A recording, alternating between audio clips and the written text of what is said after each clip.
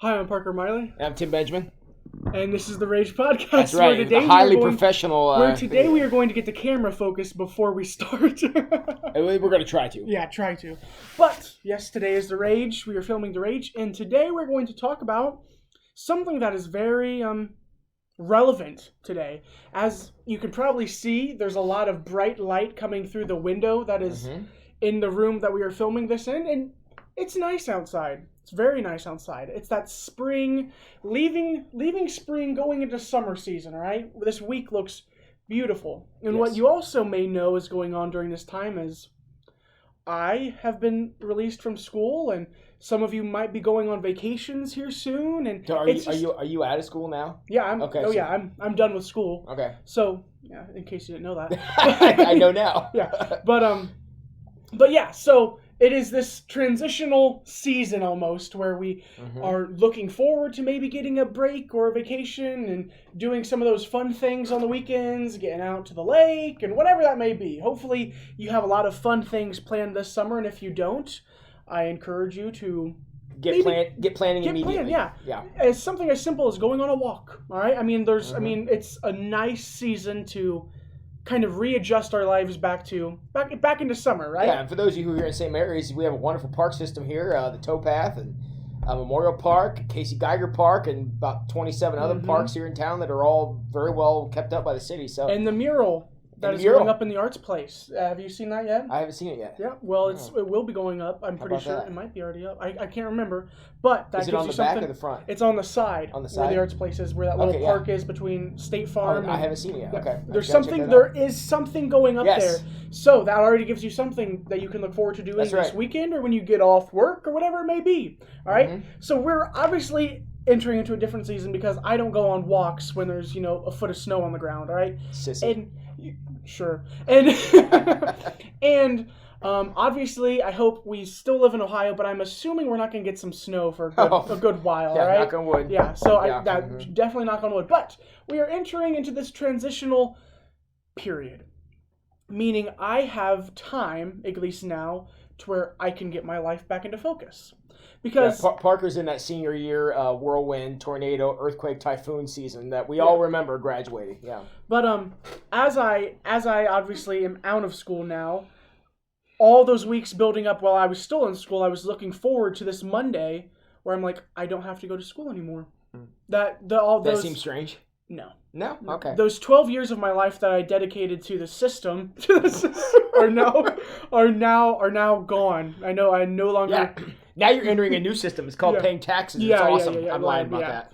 Yeah, awesome. But so I now can finally clear my mind from all this chaos that was once going over here. Now, obviously, chaos will certainly enter my life again sometime. But what I noticed I've been struggling with is the first thing that it's the first thing. I normally tend to give up on, I normally read the Bible when I wake up and when I go to bed, and I pray when I wake up when I go to bed and all those things. And the kind of that like spiritual dedication that I had in my life kind of tends to go away when life gets really fast or when I start looking forward to things like this day when I'm finally free and all those things.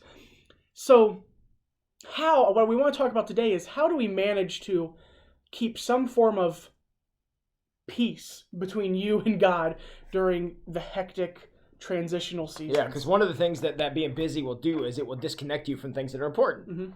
Now, that's not to say don't be busy. I mean, I would be a hypocrite if I told you anything different. But the idea is in the midst of the chaos, you're going to have some kind of foundational practices in your life. And Parker mentioned you, worship, prayer, devotion, service, all of these things are a part of what makes you a healthy person. And just because you got 9 million other things going on doesn't mean you can just neglect these important things. Because if dealing with your spiritual life and your own health, whether it be health is a lot more than just spiritual, physical and emotional and relational and all that. If you're going to neglect those things to order to make space for something else, you better make sure what else you're making space for. And make sure it's worth the sacrifice. If you're giving up time with your family to go do this other thing, not saying that's always, the wrong thing to do, but you better make sure that other thing is important enough to justify what is taken from you. Picture your life as a bell tower, right? Okay. For some reason, I've been really stuck on bell towers for this day, all right? But picture the bell tower in Memorial Park. All those bricks have to, all have to be there in the bell, and they keep the bell up at the top, right? Mm-hmm. And the bell's not going to ring if that bell was to crumble down to the ground, right? Mm-hmm. So picture a functioning, a good, quality, productive, healthy, functioning life is when the bell can ring, all right? Mm-hmm. When the bell is ringing, you're mm-hmm. set pretty good. However, if I were to go into Memorial Park and say I want to start slowly taking away some mm-hmm. of those bricks that are in the bell tower, well, the bell tower is going to collapse. Eventually, yeah. Right? One out, probably not. No. 2 out, probably now. No. 50 out, now you're going to start having problems. Now you're going to start shaking. And life is the same way. All right, you missed your devotions this morning. Probably not going to jeopardize your eternal salvation. Yeah. But, you suddenly go, oh, look at that. 6 months in a row. Mm-hmm. That's a problem because now you're disconnected. And you can tell you're disconnected. When you're talking about this kind of stuff, you can tell you have disconnected for something important when it stops being weird that you didn't do it. Mm-hmm. When it stops being, oh, I forgot to read this morning, if you're still saying that, then you're probably okay. But once you get to the point where it's like, gosh, I hadn't even thought about that in a week. Now you've run into problem territory. Yeah. It'd be the same as exercise or job training or spending time with your family or developing friendships, whatever it is. When it seems weird, when it no longer seems weird not to do it, you're too far away from it. Routine is crucial. Yeah, and when you on Sunday mornings, not being in church seems like the normal thing to do. That's a problem. Mm-hmm. So, for me, I still have 4 years of my life that will be hard to keep a consistent routine mm-hmm. throughout those 4 years. Mm-hmm. Okay, college, because college is real tough for that. Someone decides when I have class, and it can be literally at any hour of the day now. At least when you're in high school, I wake up, first bell at 7:25, and I leave school at, the end bell, and poof, I'm done. Mm-hmm. But in college, they can say, you're going to have a class here, you're going to have a class at this time, and that time, and that time. And so routine's going to be hard to maintain and keep up and all those other things. Yeah. But I'm going to try, mm-hmm. as I should. And in the summertime, I've already kind of set up my routine, and I started it today. I woke up, I read a devotion, and I read some scripture, and I said a prayer. And then I went on a walk. I went down the towpath and then to Casey Geiger and came home, showered, put on my clothes for work, showed up to work, started answering some questions that we had on our Facebook page, doing my work mm-hmm. routine too. And then while I will leave work, I'll go home. I'll probably take care of some chores and everything else. So, that's the routine, right? And that's the routine of my life. But if you look at your life alone, you can see what your routine is. And if you look at your routine and you say, well, I have no area in this routine that does anything with spiritual health or physical health or, mental health. Emotional health and all those relational things, right? health. Yeah, pick your thing.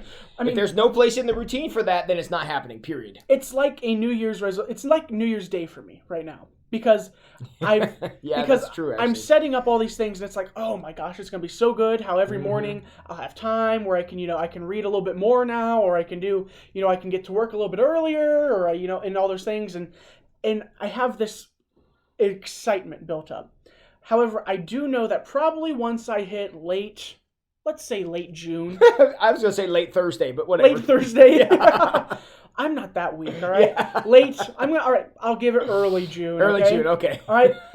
I'll probably start to miss out on something. Those walks will become harder for me to get up and want to do and all those things. So I'm making this rage probably for me more than it is for you. And the fact that I want to hold myself accountable to keep the routine while I can, all right? Because obviously mm-hmm. I'm not in college yet, but I will be starting that late August, how that's normally the season and time when you start all those new seasons too, right? Listen to you talk. I never thought of it this way before, but there's a lot of truth in the fact that the health of your life, how healthy your life is, and how productive your life is, depends probably more on what's routine for you than anything else. Mm-hmm. What have you made your routine? And if you don't have anything of spiritual development, or you don't have anything of service, or you don't have anything of, taking care of your physical health as a part of your routine, then it's probably not healthy. Yeah. I never thought of it that way before. Boy, that really... Gosh, you opened up my mind to this idea. The idea of routine now becomes paramount to the quality of your life. And I like how you but there's a lot of things that you have to make time for in your routine, right? Sure. Tim mentioned things like service. Like, if you know anything about me or Tim, we're very involved people, all right? You could say that. Some people would question how much more we can take on, right? Yeah. And all those things. But if you realize, if you can set up a routine where you set your time aside for what you're going to do at work, right? For me, I have a time set aside, obviously, for work. That's a pretty high important one. That's one that most of us probably have in a routine, work. But then, for me, when I get home, am I going to do any chores? Am I going to, maybe take care or whatever needs to be done at home? You all probably all have a list of things like, this needs to be painted, this needs to be power washed, blah, blah, blah, blah, blah, blah. That's what happens in summertime, I feel like, too. You get a long list of things to do. Yeah. So putting that in place, and also having time for walks, having times for service, and all those other things that come into routine. Routine is kind of what sets up a healthy lifestyle. Yeah, right, and it's what gets things done consistently. I mean, anybody can do something once, probably twice. But if you're gonna try to replicate that more often than that, it's gonna have to be a routine. And I think about this, training for some of these summer events that I do. That has to be part of my routine. Running and lifting and all that stuff has to be part of my routine all year, because I can't. If I have an event in June, I can't wait till May 25th. To think, I probably should start doing some push-ups. It's a little late then. And so it's a part of my routine 365 days a year. And I think that since it's a part of my routine, I don't want to say it's easy, but it's never a question. And that's what routine will do for you. It may not make it easier, but it takes out the question of, well, am I going to go to the gym today, or am I going to read this, Bible verse today, or am I going to take time to journal today? The answer is yes. And where are we going from here? That's what routine will do for you. And I find it very you hear the number one cause of actually saying not to have a routine. I feel like what kills routines is when you say, I don't have the time to do that type of thing. You don't have time. You got to make time. It's a matter of making time. And I feel like if you'll make time for anything you think's important. Exactly. Yep. And if you, but then that goes into saying, well, obviously, I'm assuming some people believe certain things are important. But everybody's priorities are different, sure. Yeah, but they still don't do anything. I feel like I get I know what you just said, Tim, and I feel like that's a bit of a cliche. It is, because there's a lot of people I know who say, yes, doing that is important. Yes, getting involved in local organizations and being a productive citizen of our democracy here, that's important. But I'm not going to do anything about it. Yeah. Okay, so there's a biblical example of this. I'll make it in a second. Go ahead. So, that's a big thing. But if you can manage to find time, which I feel like no matter how busy you think you are, you can always manage to find time. All right? I feel like if it's something that, the Lord is directly calling you to do, all right? And I feel like the Lord doesn't just call for the big things, but as simply like taking a walk in the morning, you'll find time to take a walk in the morning. Yeah. Yeah, when I first went to Forest Park, was my church prior to being here. One of the first sermons I preached, and I still remember it because it was impacted me so much. So this has been, like 12 years ago. But I still remember it because it was about Stephen from the book of Acts. If you all remember Stephen, he was the guy who was the table waiter. And they elected him as a part of a group of people who were going to oversee the feeding of the widows. So they had some people who couldn't support themselves, and he was in charge of making sure they got rations and taken care of. That was his job, and he was happy to do it. And the point that I made from this is the difference between a sentiment and a value. Everybody would have said, yeah, heck yeah, we need to feed the old ladies, because nobody's going to put their hand up and say, like me, starve the old ladies right here. That's nobody's going to say that. So everybody has the sentiment to say, yes, we should definitely feed those old ladies. However, only one person said it was a value, and that was Stephen. He said, I will take this on, and I will actually do it. So nobody was saying, Stephen, you need to stop feeding all these ladies. Nobody was saying that. Everybody agreed with the sentiment, but only one person said it was a value, and that was Stephen. And I think that's what it is. You probably have a lot of sentiments in your life. Things you think, yeah, that's probably a good idea. I should go to church, and I should read my Bible, and I should go out for a walk, and I should do all this stuff. But it's not a value until something happens based on that. So don't say it's a value if you're not acting like it's a value, because it's not. And that's the dangerous difference here. Sure, everybody agrees with it, but agreeing with it and doing something about it are absolutely not the same thing. And that's a distinction that I think we often get confused about. Just because I agree with it doesn't mean I value it. Even if it is the truth. If you don't behave in such a way that's a value to you, then it's not. It just simply isn't. If it's a value, you can't help yourself but to act upon it. If it's a sentiment, you just agree with it. Yeah, I think Parker should go for a walk in the morning. Big deal. But until Parker goes for that walk, it's not anybody's value. Yeah. Simple as that. That was very well said. But pretty good sermon. I have one about every 12 years. Yeah. So. But so obviously life's going to start picking up some new things. If you have kids, I'm assuming sports are going to really pick up in the summertime and all those things. So the routine's going to change, but still managing to making sure you have all those things, like how I mentioned the bell tower. Yep. Have all those bricks still somewhere in your routine to where that bell can still ring. If it can't ring, if you're pulling too many bricks, then your values are off. You're not acting well. You only have sentiments, not values. Yeah. So I think this was a very helpful rage for us, and I hope it was very helpful for you too as well. I think wow. Yeah. It's something to think about. Yeah. And the thing is, there's nobody stopping you from acting on this stuff but you. If Parker is going to go out for a walk and I'm standing outside his door in the morning with a ball bat and I chase him back inside, that's one thing. Mm-hmm. But if Parker simply says, dang, this Super Mario Brothers is super fun and I'm going to be here. I know he's not doing that. But if he decides that, that's on him.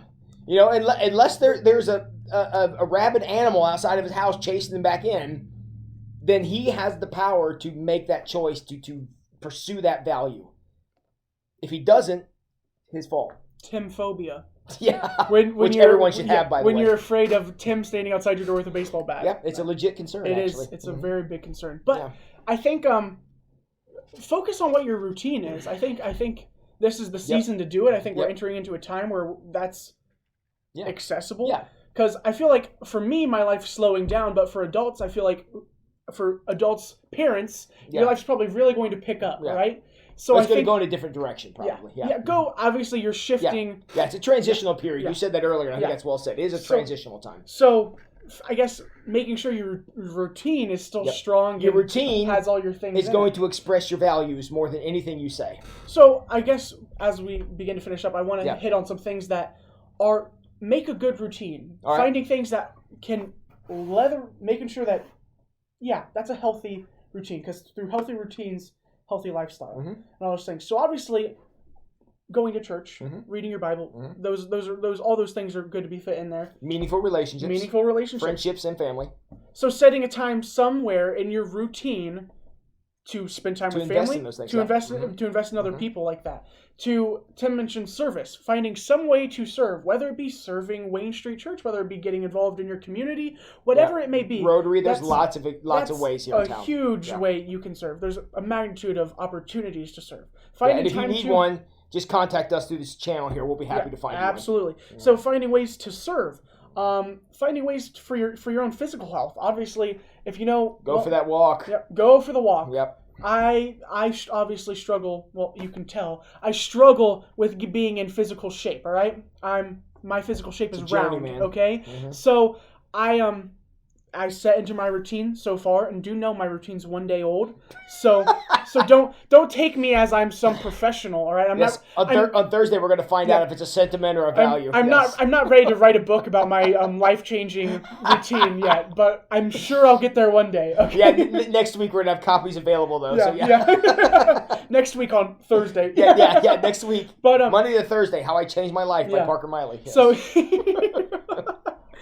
I'm already selling about 1 million copies of that book. Okay, so finding time for physical health, for time with your family and friends, time to be, in a relationship with God, times to serve, and mental health, right? Like if you don't know anything about me, I have the mentality of a 65-year-old man. He does. But I'll attest to that. And that might be hurting the feelings of some 65-year-old men out there, because I am a grumpy old man. Yeah, he's a grumpy old man that looks at grumpy old men and calls them wussies. Yes, I am a grumpy old man. Mm-hmm. So finding time anywhere in my day to look at something good and positive and accept it as something good and positive. And not burst into flames? Yeah. Is is something I need to put into my routine, right? Because I normally... I will second that, Parker. Yes, it's very absolutely. easy for me to be like, yeah, world's on fire, and I'm just going to laugh at it while it burns, okay? Yes. That's very easily my personality. I'm so glad we have what you just said on video. That's fantastic, yes. I very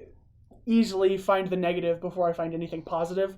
All right, so before Parker talk himself out of this, I feel like we should wind this down because I feel like he did change his life from Monday to Thursday. There might be something to this. Yeah, maybe. So, yeah. Hey, everybody, your routine. It's going to tell a lot about you. It's going to determine the quality of your life and all these different things. Very important. Stay with it. Make some good choices in it. Have some positive stuff come out of it. And if there's need for adjustment, go back and watch one of our episodes on repentance, because that's what it's all about. And Jesus has given us a chance to turn around, which is what repentance literally means. It means I'm in a routine and a rut I don't like. Let's try something else. Yep. And so we want you to take that opportunity, particularly here at this transitional time in May as we're going from normal year to summer. And spend this summer developing some new routines, some things that can stay with you. And Parker had some great examples, the service and physical and relational and all these things. Make something good come out of it, because that's what's supposed to happen. Making sure your bricks are in order. Yes, because we don't want those bell towers to cave in, trust me. So, all right, everybody, have a great week. Enjoy this beautiful weather, and get out there and have some good routines. Mm-hmm.